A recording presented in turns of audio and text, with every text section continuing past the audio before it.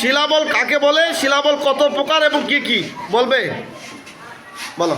ওয়ার্ডের অংশটুকু একবারে আবার কখনো ভাগ ভাগ করে ইংরেজি ভাষায় উচ্চারণ করা হয় তাকে সিলেবল বলে।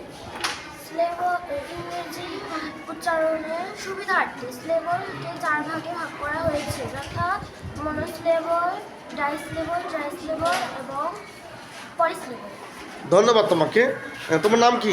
সামিয়া সিথি, কোন ক্লাসে পড়ো? ক্লাস 3, কোন স্কুলে? প্রবাহ প্রিজারিট অ্যান্ড গার্লস হাই স্কুল, হাট নওগাঁ, নওগাঁ। ধন্যবাদ তোমাকে সামিয়া। কি বললেন নাম? সামিয়া সিথি। সামিয়া স্মৃতি না? ধন্যবাদ, অনেক অনেক ধন্যবাদ।